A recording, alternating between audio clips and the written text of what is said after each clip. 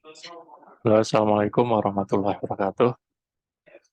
Selamat siang. Kembali lagi kita bertemu di mata kuliah eh, analisis kebutuhan. Oke, mohon maaf sampai sekarang kita belum bisa bertemu ya. Semoga dalam waktu dekat kita segera ketemu karena saya masih ada tugas di luar kota. Oke, pertemuan kali ini kita akan diskusi terkait dengan data presentation. Oke, materi juga sudah kita upload, jadi nanti pastikan kalian baca lebih lengkap di materi yang sudah ada. Di sini saya menjelaskan secara garis besar apa itu data presentation. Oke, data presentation itu digunakan untuk mengubah dan menampilkan data mentah yang sudah kita dapat sebelumnya, yang sudah kalian dapatkan di requirement elicitation, agar mudah dianalisa oleh kita dan juga mudah dipahami oleh orang lain.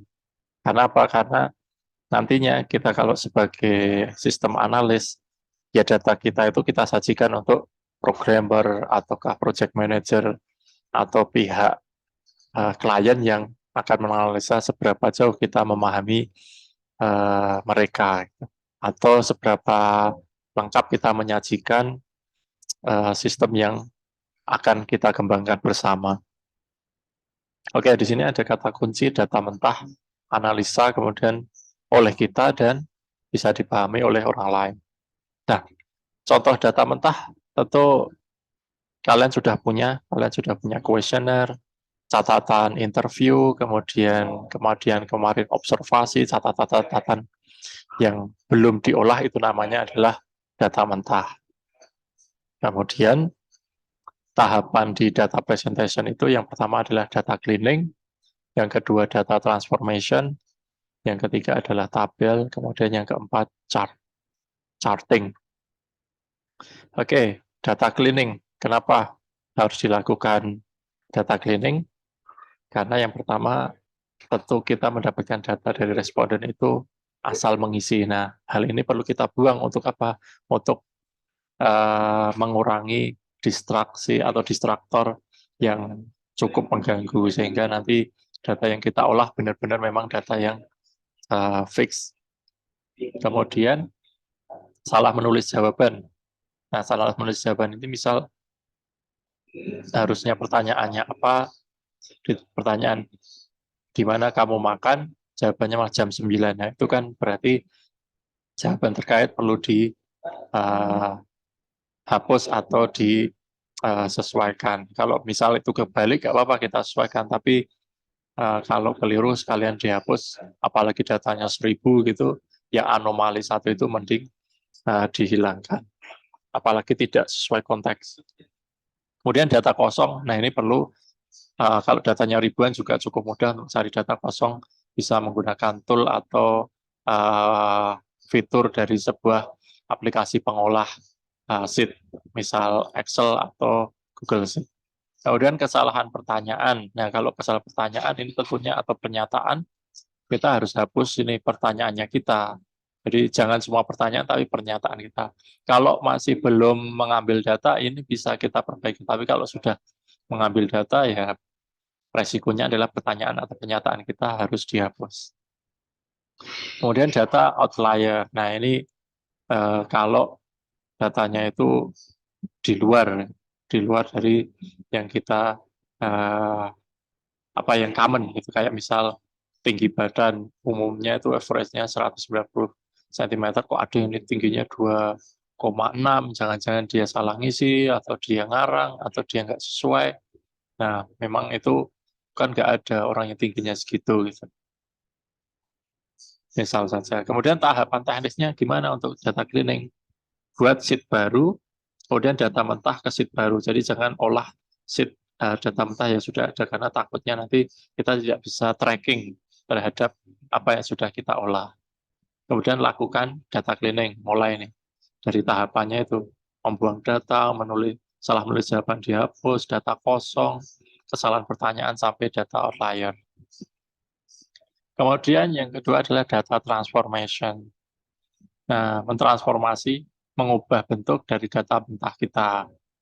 Nah, tahapannya klaster sesuai kategori, tergantung kalian demografinya seperti apa, apakah jenis kelamin, kategori umur, kemudian misal jenjang pendidikan, misal nanti ada generasi E, Z, milenial, dan sebagainya. Nah, ini tentu sesuaikan dengan tujuan kalian mendapatkan data itu. Kemudian merger beberapa data menjadi satu data. Nah, kategori yang menyebutkan satu induk, misal kalau sebuah antarmuka atau website yang tampilannya bagus, misal nanti pertanyaan terkait warna, font, layout itu dijadikan satu induk kategori estetika. Kemudian yang tentu ini harus hati-hati ya, karena kalian harus benar-benar menggroupingnya itu benar-benar hati-hati, jangan sampai salah, karena nanti bisa berakibat pada saat menyatukan bahwa oh ini termasuk kategori apa, itu bisa fatal. Kemudian membalik arah data positif ke negatif, misal. Jadi misal ada pernyataan bahwa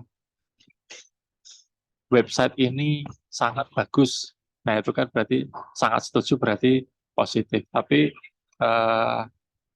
website ini banyak error. Berarti kalau sangat tidak setuju berarti kan bagus karena tidak ada error. Nah, hal itu perlu kita telaah dengan baik terhadap pernyataan atau pernyataan yang kita buat di kuesioner atau alat ukur yang sudah kita buat. Kemudian dimensi data. Nah, ini misal karena kita tidak menggunakan tool yang bagus, ada yang menjawab 1,7 meter, ada yang menjawab 190 cm, nah itu keseragaman satuan perlu kita edit dulu. Kemudian penyesuaian data untuk software analisis, nah biasanya R programming atau SPSS itu requirement datanya sudah ditentukan. Misal saja datanya, angkanya harus seperti apa, kalau laki-laki perempuan itu harus diganti menjadi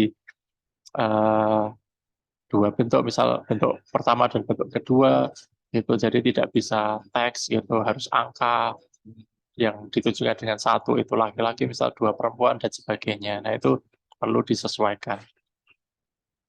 Nah kemudian tabel. Nah ini tabel penyajian itu sudah mulai disajikan.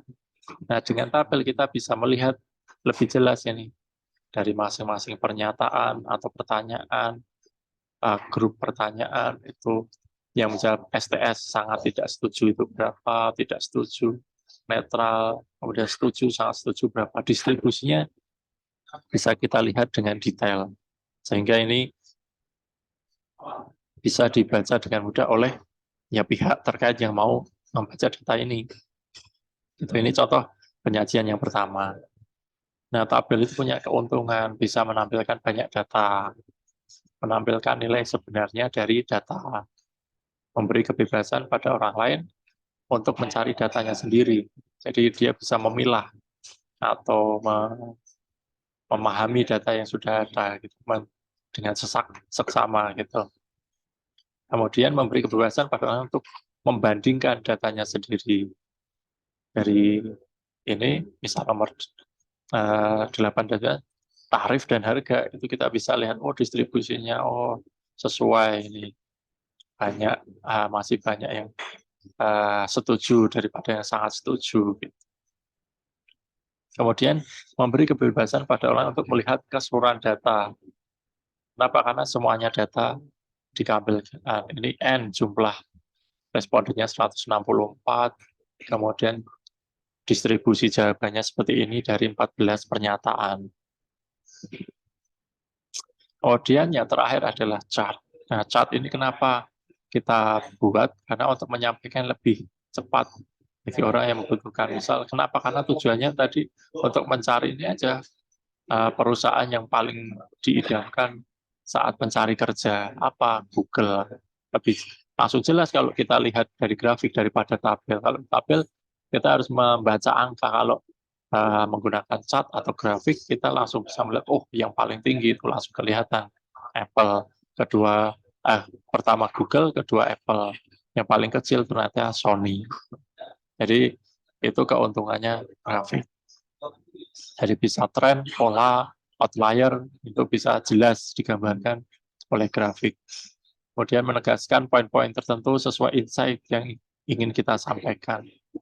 Nanti kan bisa menyampaikan menggunakan pie chart, bar chart, line graph. Nah, itu sesuaikan juga. Kenapa? Karena setiap grafik punya penekanan yang berbeda-beda, sehingga kalian perlu memutuskan untuk kapan menggunakan tabel, menggunakan bar chart, pie chart, line chart sendiri, macam-macam. Itu. Jadi data presentation lebih ke situ, sehingga nanti silahkan kalian analisa lagi data-data yang sudah kalian dapat di cleaning, kemudian ditransformasi, kemudian dipresentasikan menggunakan tabel dan chart. Oke, gitu dulu ya. Sampai sini nanti praktikum. Silahkan kalau ada kesulitan, sangat membuka forum pertanyaan. Jangan lupa bisa hubungi saya juga langsung atau bisa melalui instruktur Mbak Inayah. Gitu ya. Terima kasih. Saya akhiri. Wassalamualaikum warahmatullahi wabarakatuh.